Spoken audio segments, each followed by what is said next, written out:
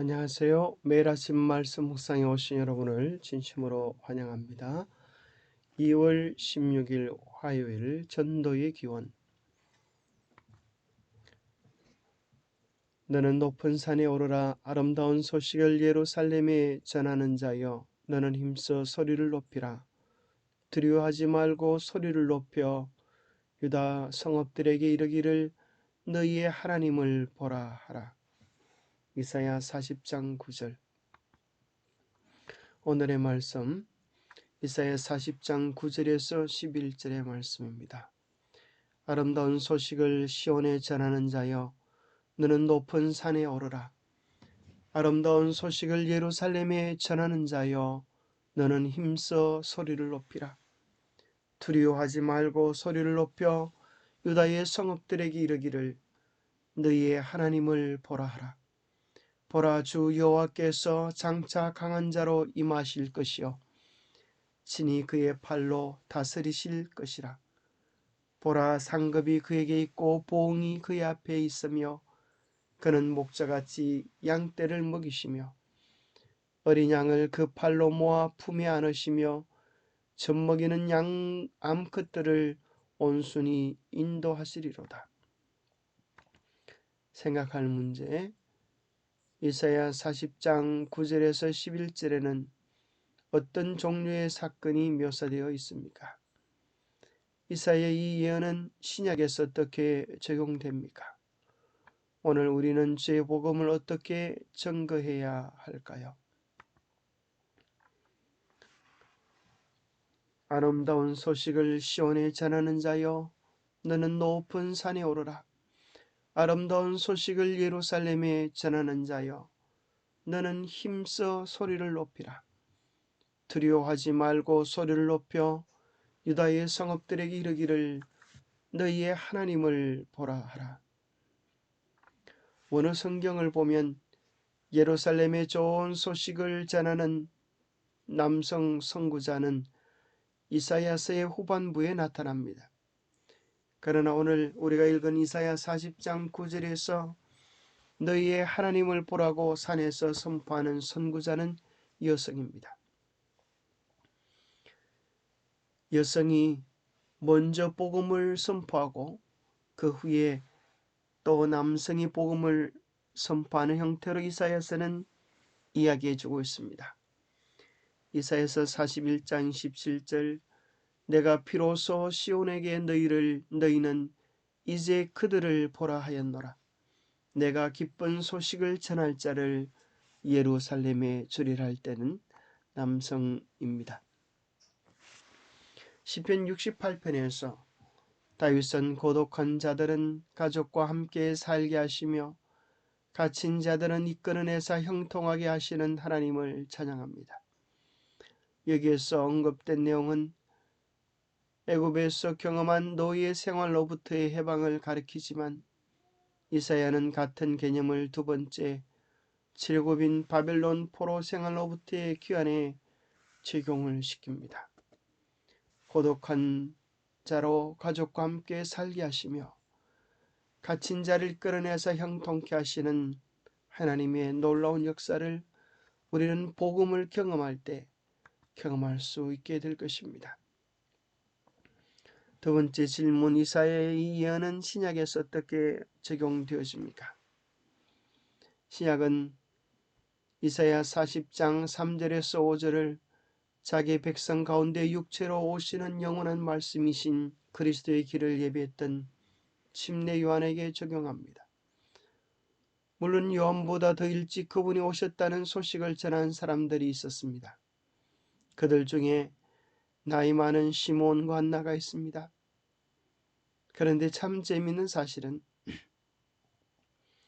이 두 분이 다 아기 예수께서 성전에 봉헌되어질 때 그분을 만났지만 시몬은 이 아기를 안고 참으로 이 놀라운 구원을 보게 해주신 하나님을 찬양하는 데서 그의 기록이 끝나지만 안나는 예수님을 만난 이 놀라운 기쁨을 외치는 자로 나타납니다. 시몬은 메시아의 모습으로 오실 이스라엘의 위로를 기다리고 있었습니다. 이사야의 예언에 비추어 볼 때 이어 선지자 안나가 성전에 있는 산인 시온에서 예루살렘 사람들에게 처음으로 주님이 오심을 공개적으로 선포한 것은 우연이 아니었습니다. 그녀는 마침 이때에 나와서 하나님께 감사하고 예루살렘의 속량을 바라는 모든 사람에게 그에 대하여 말했습니다. 입술로 처음 외친 자가 여성이라고 하는 것은 참 놀랍지 않습니까? 뿐만 아니라 사망 가운데에서 부활하신 예수 그리스도를 처음으로 외친 것도 여인이었습니다. 우리가 아는 바로는 이것이 예수 그리스도께서 구원을 가져오기 위해 강림하셨다는 복음의 전파, 곧 기독교 전도의 기원이다. 나중에 그리스도께서는 지구에 대한 그분의 선교 사명이 완수되었음을 인정했던 부활의 소식을 처음으로 막달라 마리아라는 여인에게 맡기셨다. 육체는 풀과 같고 같으나 육신이 되신 거룩한 말씀은 영원하십니다. 참으로 연약한 여인들의 입술을 통하여 주님은 복음을 강력하고 힘있게 증거해 주고 계십니다. 주님은 여인들의 입술뿐 아니라 우리 여집사님들의 아름다운 섬김과 감화와 봉사를 통하여 어느 것보다 강력하게 복음을 나타내시고 계십니다. 선한 목자로 오시는 메시아, 예수께서는 이제 아름다운 전원의 장면을 가지고 당신을 믿는 자들에 대한 당신의 관계를 나타내셨습니다. 그의 청중들에게 있어서 이보다 더 잘 아는 장면은 없었으며 그리스도의 말씀은 이것을 영원히 당신 자신과 연결시키셨습니다. 제자들은 양무리를 돌보는 목자들을 바라볼 때면 반드시 구주의 교훈을 회상하지 않을 수 없었을 것입니다. 양을 돌보는 목자 같으신 예수님, 우리의 필요와 문제를 섬세한 돌봄과 관심으로 챙기시는 참 좋은 예수님께 감사를 돌립니다.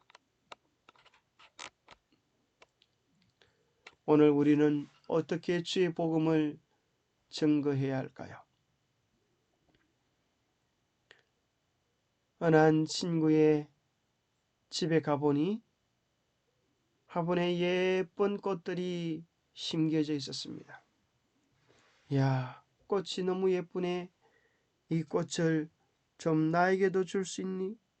친구가 서랍에서 까만 씨앗을 꺼내어 말했습니다. 이 씨앗을 심어보렴.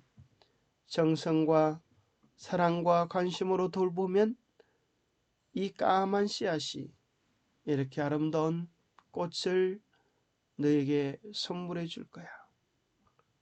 여러분, 꽃이들은 검고 볼품이 없어 보입니다. 그러나 그 씨앗이 심겨질 때, 돌보아질 때 아름다운 꽃으로 피어나고 귀한 향기를 토하여 우리의 시선과 우리의 마음을 사로잡습니다. 우리가 가진 복음은 꽃씨와 같습니다.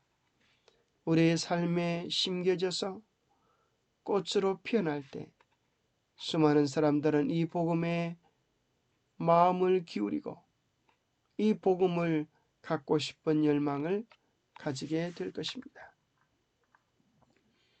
꽃과 꽃씨의 관계처럼 우리와 복음의 관계는 그러하다고 생각합니다. 피천덕 시인의 꽃씨와 도둑이라고 하는 예쁜 시가 있습니다. 마당에 꽃이 많이 피었구나. 방에는 책들만 있구나. 가을에 와서 꽃이나 가져가야지. 참 재밌는 시간입니까? 도둑이 이 집에 뭘 훔쳐갈까 왔는데 마당에는 꽃만 가득하고 방에는 책들만 가득했습니다. 도둑이 가져갈 것이 없자 그래 가을에 와서 꽃이나 가져가야지. 참 재미난 시인데 생각해 보면 우리에게 교훈을 주는 것 같습니다. 많은 이 도둑의 마음에까지도, 이 나쁜 생각을 하는 도둑의 마음까지도 꽃씨는 그 마음을 사로잡은 것입니다. 방에 있는 많은 책들은 사람들에게 매력을 주지 않지만 피어 향기를 토하는 예쁜 꽃은 심지어 도둑의 마음까지 사로잡을 수 있는 것입니다. 우리의 복음에 참된 꽃을 피울 때 그것은 사람들에게 그리스도를 소개하는 가장 아름답고 강력한 전도지가 되지 않을까요? 그러나 우리는 아무도 꽃을 피울 재주는 없습니다. 우리는 그저 심고 물을 주는 것만 할 수 있고 우리 주님께서 피고 자라고 열매 맺게 하실 수 있을 것입니다. 씨앗을 꼭 품고 잠이 들었더니 여린 싹이 하나 돋아났네요. 여리고 고운 싹 쪼로로 물을 주었더니 예쁜 꽃 하나 향기를 발하네요. 오랜 기다림 끝에 오랜 간절함 끝에 우리의 삶에 주의 귀한 복음들이 아름다운 꽃으로 귀한 향기로 피어날 수 있게 되기를 바랍니다. 기도하겠습니다. 하나님 아버지, 어리석고 무지하여 가야 할 길을 알지 못한 채 방황하던 저에게 우리 주님 찾아오셔서 생명의 길로 인도해 주셨음을 감사합니다. 그 만남이, 그 이끄심이 이렇게 벅찬 감동으로 안겨주실 줄 미처 알지 못했습니다. 저도 이제 누군가의 안내자가 되게 도와주옵소서. 주님께로 인도해주는, 주님을 소개해주는 작은 소리로, 작은 향기로 외쳐지게 하여 주옵소서. 먼저 저의 삶이 그러하게 도와주시고 그 다음 저의 입술을 열어서 복음을 전가할 수 있도록 제 속에 주님께서 주시는 아름다운 이야기들을 가득 채우게 하여 주시옵소서. 성령의 귀한 이끄심이 때마다 같이 하시고 인도해 주셔서 까만 씨앗도 예쁜 꽃 토하여 낼 수 있도록 축복하여 주시옵기를 우리 주 예수 그리스도 이름 머지하여 간절히 간구하옵나이다. 감사합니다. 오늘도 주님을 바라보심으로 예쁜 꽃들로 피어나는 복된 이날 하루 되시기를 바랍니다. 감사합니다.